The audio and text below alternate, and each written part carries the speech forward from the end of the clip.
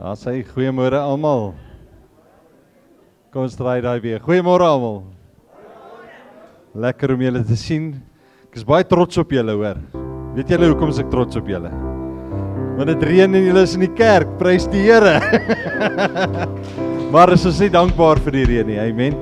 Nou dan ek kyk baie keer hierdie ding op YouTube Presence en dit is 'n Nederlandse groep en hulle doen so street worship en dat hulle hele band en speakers en alles. Sommige daar op die pleine en in die strate en maar dan in Europa reën dit nogal baie en dit sneeu en dit's goed. Daai mense staan daar met hulle sambrele, maar hulle is daar.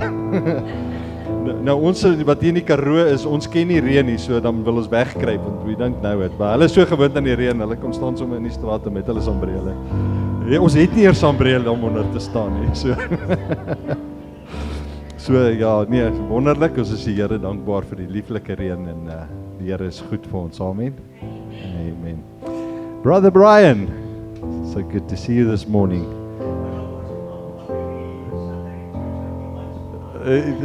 You miss only once in a while when you oversleep or whatever. But since you're here this morning, don't you want to come and pray for us?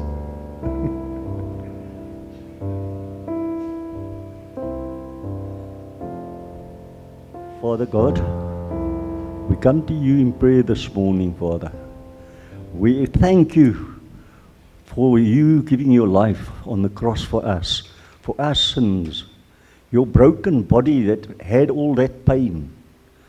None of us would bear that pain, but you bared it for us. Our yokes are so heavy now that you claim the yokes from us. And if we prepare to give you our yokes, then we will be healed.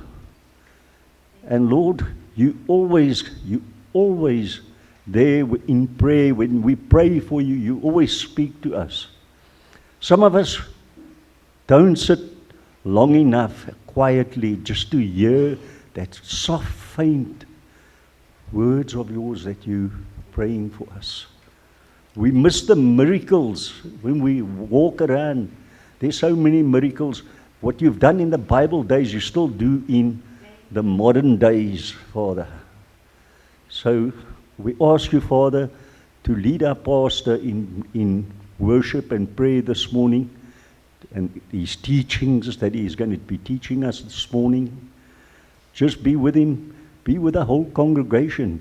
Let your Holy Spirit come in and fill this place of worship and bless each and every one. Let the Spirit touch each and every one. Loosen tongues this morning, Father, so people can speak in tongues. Those that you healed, bless their hands. Their hands were blessed. They were with oil anointed.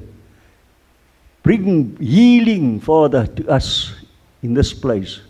A lot of people that has broken hearts. Just bless them. Open their hearts. They must not turn their hearts and make their hearts hard. Just open your mouths, people, and praise God. Amen. Ek wou vanoggend het ek eers begin voorberei om te gepreek het bietjie oor geloof. En dis ook 'n belangrike topik, maar loop ek nou hierdie raak in die week en omdat ons verlede week geëindig het op Galasiërs en ons het baie oor Galasiërs gepraat wat gehandel het oor die ou verbond, die wet en laat ons nie weer onder die wet moet ingaan nie. Toe val hierdie in my gees, dit versterk net weer dieselfde boodskap. So ons gaan vanmôre so 'n bietjie kyk die verskil tussen die Ou en die Nuwe Testament en of die ou verbond en die nuwe verbond. Ons gaan so 'n bietjie gesels oor die verskil tussen die twee. En die eerste ding wat ons moet weet is wat het die ou verbond of die Ou Testament afgesluit is die kruisiging. The cross was the end of the Old Testament. The New Testament started with a cross. Toe Jesus gekruisig en opgestaan het. So ons die ou verbond was alles oor die wet. Jy moet maar vir my kyk as ek so maak, dan kan jy vir my volgende enetjie doen. En die Nuwe Testament het gegaan oor genade. So die Ou Testament het gehandel oor die wet en die Nuwe Testament gaan oor genade. Dis die boodskap van die Nuwe Testament. Kom ons kyk in Hebreërs 9 vers 16, wat sê Hebreërs vir ons? Hy sê, want waar 'n testament is, nou almal van ons het hopelik 'n testament, as ons hier uitwoon, dan is daar iemand wat gaan erf, né? So, want daar is 'n testament, moet noodsaaklik die dood van die testamentmaker aangekondig word. So die testament kom nie in werking totdat die persoon wat die testament dit is, gesterf het nie. Want 'n testament is geldig by sterfgevalle, aangesien dit nooit van krag is, solank as die testamentmaker nog leef nie. So toe Christus gesterf het, het die Nuwe Testament, die nuwe verbond in werking getree. Vreeslik dankie julle, hoor. So in die ou verbond, nuwe verbond, wat is eerste gesien? Die ou verbond of in die Ou Testament handel oor die wet, die nuwe een oor genade. Die oue was gegee gewees deur God, ja, maar deur Moses, en die nuwe een was gebring deur Jesus Christus. Kom ons kyk wat sê die skrif daarvan, Johannes 1 vers 17, want die wet is deur Moses gegee, die genade en die waarheid, sê genade en waarheid, het deur wie gekom? Jesus Christus. So die wet was deur Moses gegee en die genade en die waarheid het gekom deur Jesus Christus. Goed, die ou verbond was vir Israel gewees. Soveel mense wil ons baie graag onder die ou verbond staan, maar hulle is nie Israel nie. Die nuwe verbond het vir almal gekom. Dis wat die woord ons leer. Kom ons kyk. Eksodus 34:27. Verder het die Here vir Moses gesê, skrywe vir jou hierdie woorde op, want volgens hierdie woorde het ek 'n verbond gesluit met jou en met wie? Israel. Dis nie met die hele wêreld gesluit gewees nie. 1 Timoteus 2 vers 4 sê nou wel, nou nadat Christus gesterf het, die Nuwe Testament, die nuwe verbond, wat wil hê dat alle mense gered word en tot kennis van waarheid kom. So wat wil Christus sê? Dat wie moet gered word? Alle mense moet gered word. Dis God se hartsbegeerte. En dis waar ek 'n probleem het met die uitverkiesingsleer. Want die Here sê, hy wil hê almal moet gered word. Dis God se hart. Hy wil nie dat een verlore moet gaan nie. Want so lief het God die wêreld gehad, dat hy sy eniggebore seun gegee het, sodat elkeen wat aan hom glo nie verlore mag gaan nie. Vir die Jode het hy gesê, soveel keer het ek begeer om julle bymekaar te maak, maar julle wou nie. So dit het niks te doen met uitverkiesing, jy is verkies om hemel toe te gaan en daai is verkies om hel toe te gaan. Ja, is nie so iets nie. Jy maak die keuse. As jy in Christus is, met ander woorde, wanneer ek hom gekies het, is ek uitverkies. Almal wat in Christus is, maar ek moet hom kies. Ek moet binne hom bly. Ek wou nie eers dit gepreek het vanmôre, ek weet nie hoekom sê ek dit nie. Maar miskien is dit nodig dat iemand dit hoor. As nie so 'n ding soos sekere mense is uitverkies nie. Nee, jy het 'n vrye wil en jy moet kies. Kies jy vandag Jesus of kies jy hom nie? Maar God wil hê dat alle mense gered moet word. En tot kennis van die wat moet kom, die waarheid moet kom. Want daar is een God en een middelaar, dis tussen God en die mens Christus Jesus. Wat homself gegee het as 'n losprys vir wie? Almal. As die getuienis op die regte tyd. Kom ons gaan aan. In die ou verbond het hulle die bloed van diere gebruik tot die vergifnis van sondes. In die nuwe verbond is dit Jesus bloed. Ou verbond, bloed van diere, kom ons lees gou saam, Levitikus 4:27, en as iemand van die volk van die land in swakheid sondig, omdat hy enigiets doen wat die Here verbied het, en hy skuldig word, of as sy sonde wat hy gedoen het aan hom bekend word, dan moet hy, as hy sy offer bring, 'n bok sonder gebrek, 'n ooi vir sonde wat hy gedoen het. En hy moet sy hand op die kop van die sondoffer lê en die sondoffer slag op die plek van die brandoffer. Dan moet die priester van haar bloed met sy vinger neem en dit aan die horings van die brandofferaltaar stryk. Maar al die oorige bloed moet op die onderkant van die altaar word. Ag, prys die Here, ons hoef dit nie meer te doen nie. Want jy het nou net geoffer. En toe jy hier uitry, toe stamp ou jou kar. En toe raak jy bitter kwaad en ongelukkig en die lelikste woorde kom by jou mond uit. Guess what? Jy het net nou omgedraai maar nog een gaan offer. So you had to do it again. Every time. Ja, boerbokke en enige bokke man, ja. Nuwe. Wat het die nuwe verbond gebeur? Jesus bloed. 1 Johannes 1 vers 7. Maar as ons in die lig wandel soos hy in die lig is, dan het ons gemeenskap met mekaar. En die bloed van Jesus Christus, sy seun, reinig ons van hoeveel sonde? Alle sonde. Ja, julle kan maar Here, halleluja, amen, gee hom 'n klap. That's the best news ever. Ons is van alle sonde gereinig. Maak nie saak wat jy gedoen het nie. Jy is van alle sonde gereinig. Wanneer ek my vertrou in Jesus Christus, dan kom hy en hy kom was jou witter as die sneeu. That's the Jesus that we serve. Kolossense 1:14, in wie ons die verlossing het deur sy bloed, naamlik die vergifnis van sondes. Ons sondes is vergewe in die bloed van Jesus. OK, ou verbond was op klip geskryf. Die nuwe verbond is op ons harte geskryf. Deuteronomium 9 vers 10, en die Here het met die 2 kliptafels gegee wat beskrywe was met die vinger van God, en daarop al die woorde soos die Here op die berg uit die vuur met julle gespreek het, op die dag van die vergadering. 2 Korintiërs 3 vers 2, julle is ons brief geskrywe in ons harte, geken en gelees deur alle mense, omdat julle duidelike brief van Christus is deur ons diens berei. Geskrywe nie met ink nie, maar met die gees van die lewende God. Nie op kliptafels nie, maar op die vleestafels van die hart. So wat gebeur wanneer ek Jesus aanneem? Die Heilige Gees kom maak woning binne in my, en nou het ek hierdie hoëpriester wat binne in my woon, en hy oortuig my van sonde, geregtigheid en oordeel, en ek het nie meer hierdie kliptafels wat ek volg nie, maar die Gees van die Here lei my in alle waarheid, en wanneer ek besig is om te oortree, dan sê die Heilige Gees my, hey, wat doen jy? En dis die nuwe verbond. Ek het nie meer nodig om na die reëls te kyk, ek het nou daai reël geoortree nie. Nee, die oomblik wanneer ek dit begin doen, dan weet ek klaar. Hoekom? Want die Heilige Gees oortuig my. Dis op my hart geskrywe, die wet van die Here.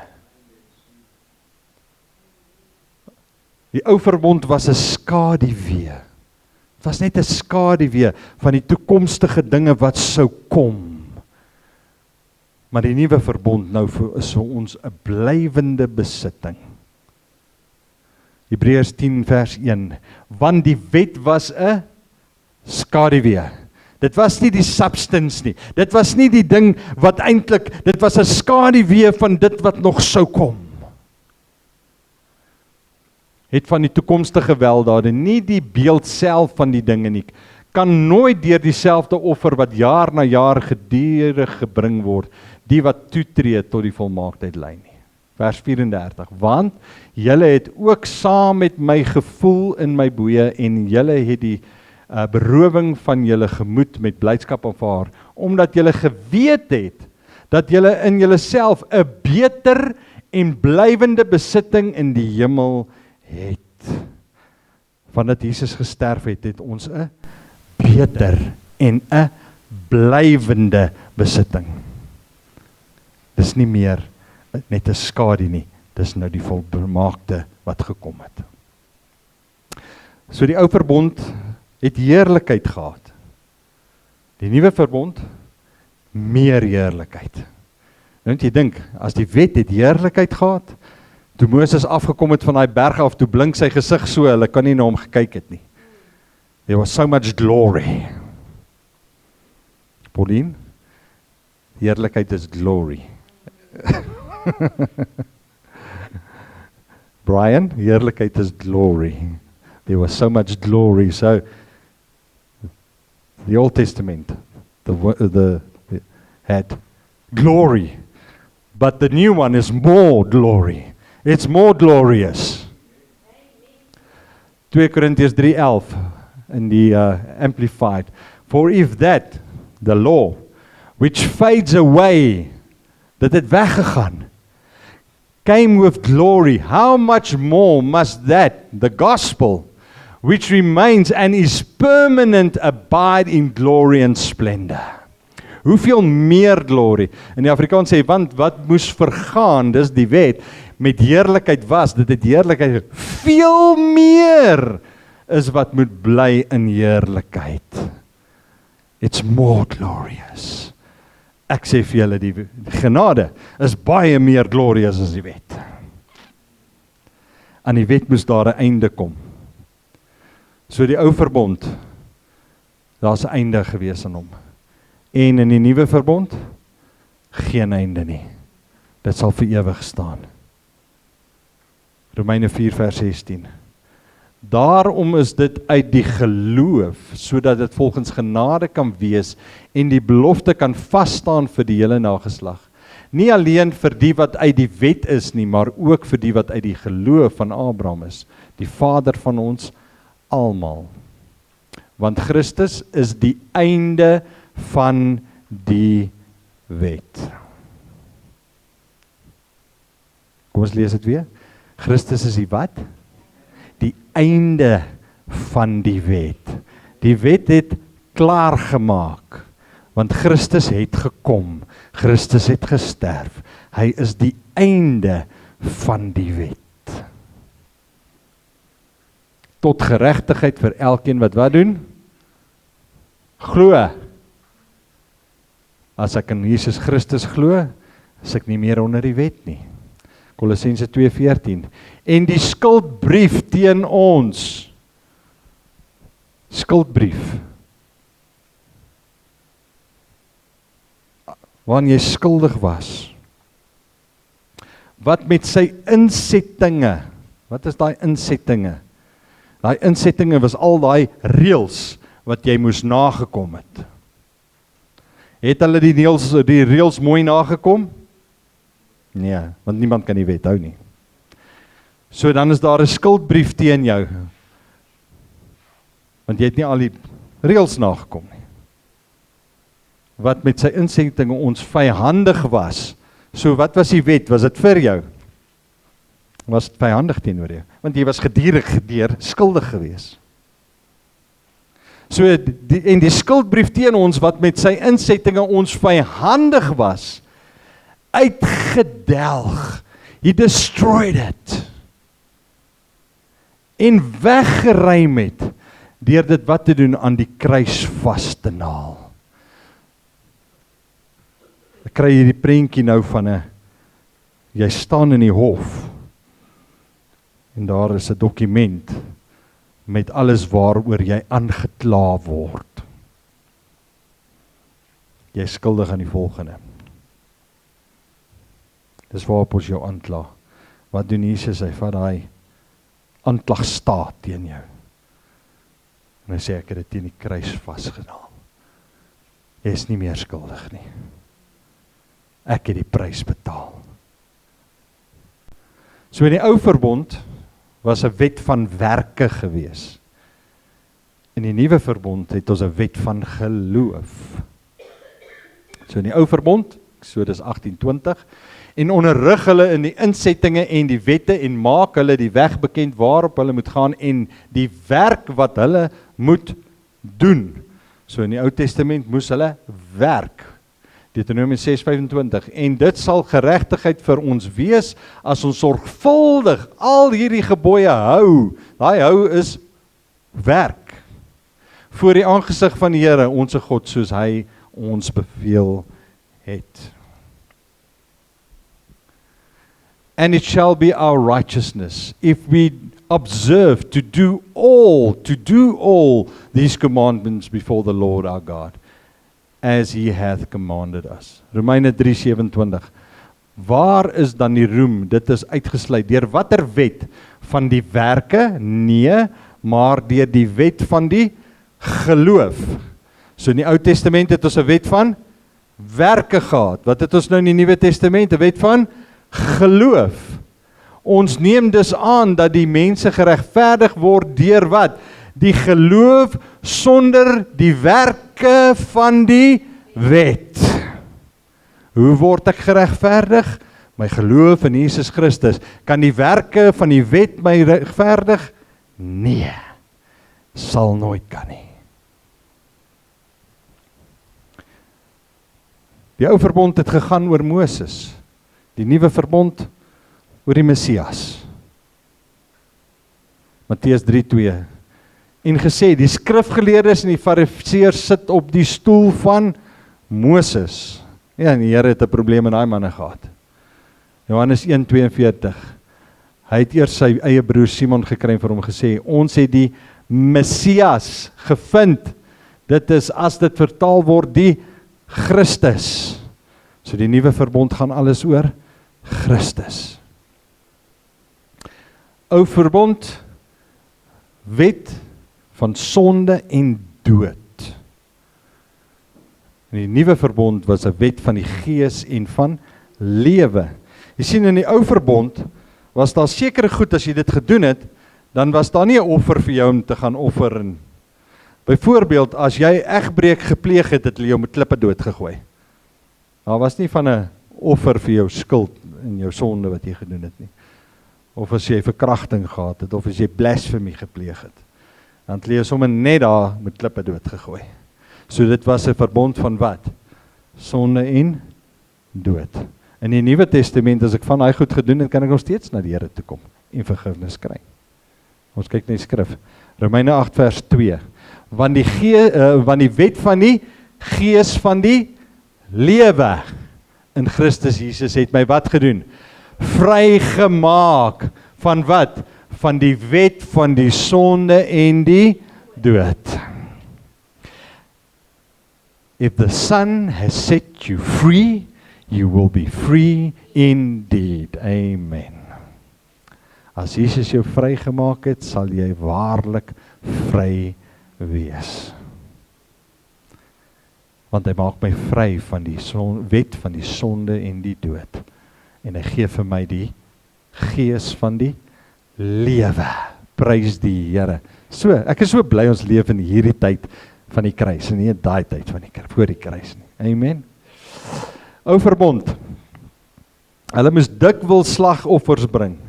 In die nuwe verbond het Jesus Christus net eenmaal gesterwe vir ons. Hebreërs 9 vers 6, en nadat hierdie dinge so ingerig was, het die priesters wel gedurig in die eerste tabernakel ingegaan om die dienste te vervul. Elke dag aan mekaar moes hulle offer. Wat het Jesus gedoen? Hy het die eenmalige offer vir ons gebring, vir ons sondes. Wat moet ons doen? Ons moet in hom glo. Hoëpriesterlike jaarlike versoening, eenmalige versoening. Hebreërs 9 vers 7, maar in die tweede, die hoëpriester alleen eenmaal in 'n jaar. So wat het die hoëpriester gedoen? Eenmaal 'n jaar. So jy het gesondig, want jy offers gebring. Maar dan was daar nog 'n offer wat hy vir die hele volk gedoen het. Hy moes eenmaal 'n jaar moes hy ingaan om versoening te gaan doen het. Once a year. Eenmaal 'n jaar, nie sonder bloed nie, want hy offer vir homself en vir die sondes van die volk uit onwetendheid begaan het. So dit wat hulle nie van geweet het nie, is dan gecover. Waarmee die Heilige Gees dit duidelik maak dat die weg na die heiligdom nog nie geopen is, solank as die eerste tabernakel nog stand gehou het nie. Maar Christus, wat opgetree het as 'n hoëpriester, wat het Jesus vir ons gedoen? Hy was ons hoëpriester, soos die hoëpriester van ouds, wat ook maar net 'n skadu was, van die toekomstige weldade, wat deur die groter en volmaakter tabernakel, wat nie met hande gemaak is nie, dit wil sê, wat nie aan hierdie skepping behoort nie. So wat het Jesus gedoen toe hy gesterf het? Hy het sy bloed gevat, en hy het dit aan die Vader gaan vertoon. Nie op die aardse tabernakel nie, daarbo. Ook nie met die bloed van bokke en kalwes nie, maar met sy eie bloed. Eenmaal ingegaan in die heiligdom en 'n ewige verlossing teweeg gebring. Jy het een keer nodig gehad om dit vir ons te doen. En hy het gesterwe vir almal se sondes wat hulle vertrou in hom sit. Die ou verbond was 'n verbond van die vlees. Die nuwe verbond van die gees was 'n of the flesh, the new one is of the spirit. 2 Korintiërs 3 vers 6. Wat ons ook bekwaam gemaak het as die dienaars van 'n Nuwe Testament, nie van die letter nie, maar van die gees. Want die letter maak wat? Dood. Maar die gees maak lewend. So die wet maak dood. Wat doen die gees? Maak lewend. En as die bediening van die dood met letters op klippe gegraveer in heerlikheid was, sodat die kinders van Israel nie oë kon vestig op die aangesig van Moses nie, vanweë die heerlikheid van sy aangesig, wat tog moes vergaan, so die wet moes verbygaan, hoeveel te meer sal die bediening van die gees dan nie in heerlikheid wees nie. Die bediening van die gees sal meer heerlikheid wees. In die ou verbond was dit 'n bediening, or a ministry of condemnation, in die Afrikaans veroordeling. So dit was 'n bediening van veroordeling. In die nuwe verbond is dit 'n bediening van versoening, or reconciliation. Kom ons kyk. 2 Korintiërs 3 vers 9, want as die bediening wat veroordeel, condemn, heerlikheid was, veel meer die bediening van regverdiging, maar oorvloedig en heerlikheid. Want wat verheerlik was, is ook hierdie geval nie verheerlik nie, vanweë alle oortreffende heerlikheid. Want as wat moes vergaan, die wet met heerlikheid was, veel meer is wat moet bly in heerlikheid. So die Nuwe Testament bly. 5 vers 17, daarom as iemand in Christus is hy wat? 'n nuwe skepsel, prys die Here vir dit. Die ou dinge het wat? Verbygegaan. Kyk, alles het nuut geword. En dit alles is uit God wat ons met homself versoen, reconciled, versoen het, deur Jesus Christus en ons die bediening van die versoening gegee het. Naamlik dat God in Christus Jesus die wêreld met homself versoen het. Daar was 'n skeiding tussen God en die wêreld, maar Jesus Christus het ons weer gereconcile na sy kruisdood. Homself versoen het deur Jesus Christus en ons die bediening van die versoening gegee het. Naamlik dat God in Christus die wêreld met homself versoen het, deur hul misdade nie toe te reken nie en die woord van die versoening aan ons toe te vertrou. Ons tree dan op as gesande om Christus wil, asof God deur ons vermaan, ons bid julle om Christus wil, laat julle met God versoen. Sien, daar is nou 'n avenue, waar daai skeiding nou nie meer daar hoef te wees nie, maar ek kan nou met God versoen, danksy Christus. So hy sê, laat julle nou met God versoen, want hy het hom wat geen sonde geken het nie. Jesus Christus het geen sonde geken nie. Sonde vir ons gemaak, sodat ons kan word geregtigheid van God in hom. Jesus wat geen sonde geken het nie. Wat het gebeur? Die wêreldse sonde, want hy sê hy is vir ons sonde gemaak. Die wêreldse sonde was op Christus geplaas. Wat gebeur toe? God die Vader draai sy aangesig weg van Jesus af. Want hy kon dit nie aanskou, die sonde wat op hom was nie. En op daardie oomblik is daar so 'n skeiding tussen Christus en die Vader gewees, dat Jesus het wat uitgeroep, hy het gesê, my God, waarom het U my verlaat? Dit was die ergste van die kruisiging, glo ek, vir Christus gewees, die oomblik toe God die Vader sy aangesig van hom af wegdraai en hy alleen was. Because he carried the sins of the world upon him. Your sin and my sin. Want hy was vir ons sonde gemaak, hy wat geen sonde geken het nie. So hoe lyk dinge nou na die kruis? Ook iets nou sommer, vir baie mense gaan dit 'n effense skok wees, vir ander gaan sê, o ja nee, ek weet dit. Na die kruis is ons nie meer onder die 10 gebooie nie. We no longer under the law. Nou gaan, wat beteken dit nou? Mag jy nou egbreek? Mag jy nou steel? Mag jy nou... Nee, natuurlijk nie. Want die wet is op ons harte mos nou geskryf. Ons weet mos wat reg en wat verkeerd. En ons weet dat ons op 'n hoër standaard gehou word as jy in die wêreld. Hoekom? Want hy het net die Here daar in sy bergpredikasie gesê, julle het gesien dat julle nie mag egbreek nie, maar ek sê vir jou, as jy met 'n vrou gekyk het met lust in jou hart, het jy reeds met daai egbreek gepleeg. So we are actually at a higher standard than die ouens wat in die Ou Testament was. But we are no longer under the law. Ons is vrygemaak van die wet.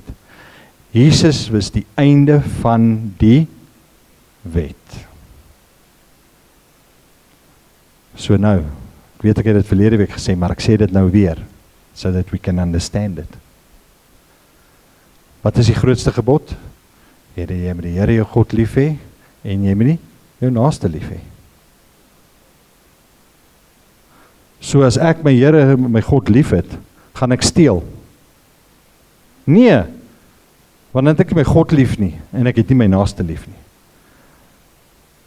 Gaan ek egbreek pleeg? Nee, want ek het my God lief en ek het my vrou lief. So if I love, which is the greatest commandment, then you're not going to cheat people out of their change. Want die wet is op jou hart geskryf. So hoe lyk dit na die kruis? Romeine 6:14, want die sonde sal oor julle nie heers nie. Want julle is nie onder die wet nie, maar onder die genade. So as jy onder die wet wil staan, dan moet jy maar Romeine uit jou Bybel uithaal. Want die sonde sal oor julle nie heers nie, want julle is nie onder die wet nie. You are not under the law. Kan nie duideliker as dit wees nie, maar onder die genade. Galasiërs 3:10, want almal wat uit die werke van die wet is onder die vloek, want daar is geskrywe, vervloek is elkeen wat nie by in alles wat geskrywe is in die boek van die wet om dit te doen nie. So as jy een wet oortree, is jy vervloek. En dat niemand deur die wet van God geregverdig word nie, is duidelik, want die regverdige sal uit die geloof lewe. Ek sal lewe met my geloof in Christus Jesus. Maar die wet is nie uit die geloof nie. Maar die mens wat hierdie dinge doen, sal daardeur lewe. Christus het ons losgekoop van die vloek, van die wet, deur vir ons 'n vloek te word. Want daar is geskrywe, vloek is elkeen wat aan 'n hout hang. So Jesus became the curse. En hy het ons vrygekoop, losgekoop.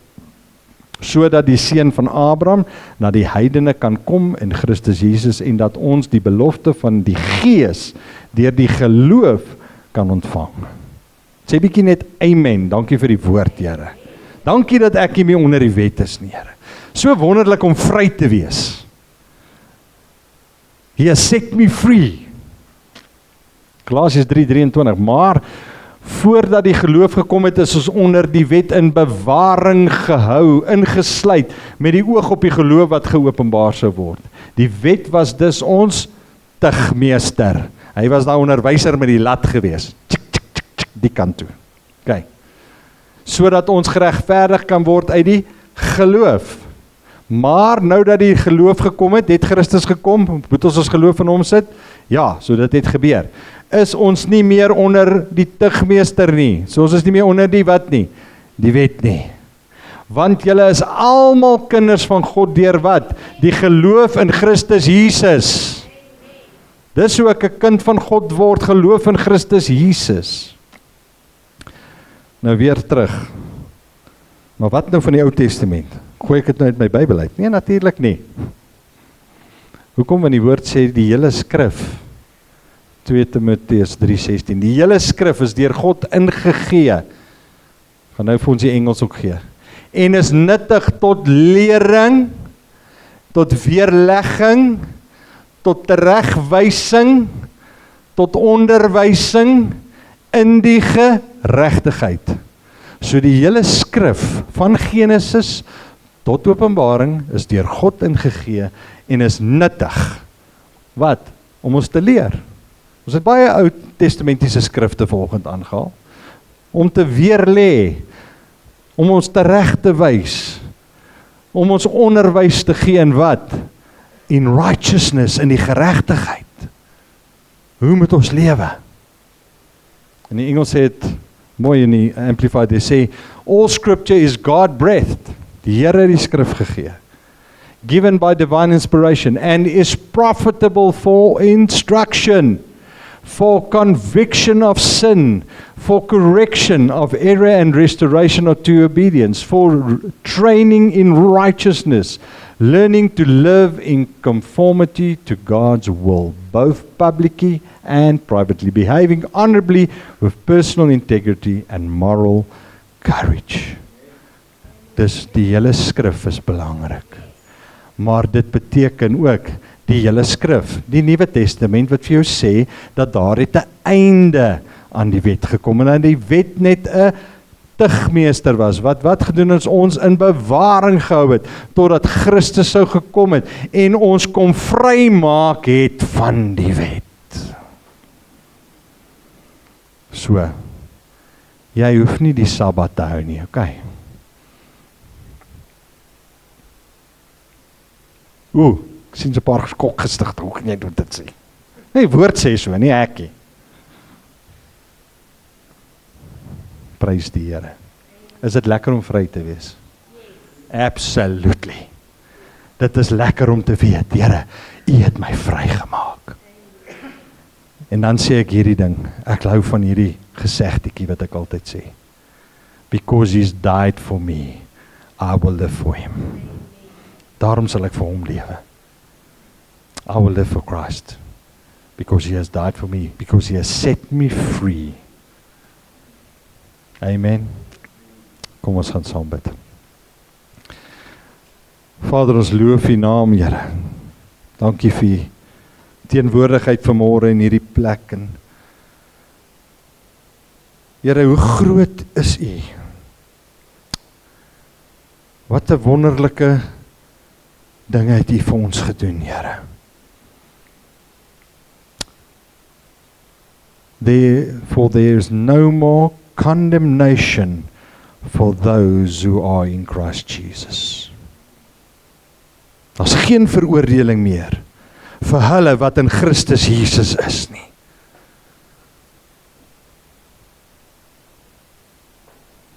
Niemand kan my kom veroordeel nie, Here. Because I am in Christ Jesus. You have set us free and truly set us free, God. So is met dankbaarheid, Here. It's with a grateful heart that we are in this place this morning and say, thank you, Jesus. Thank you for the amazing work that you have done for us, Lord.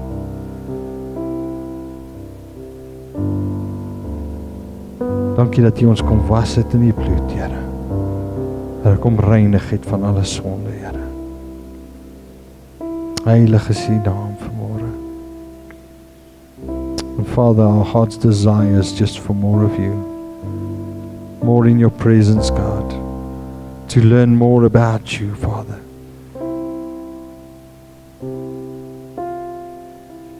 Net om U heiligheid te aanskou, Here. Ons loof U naam.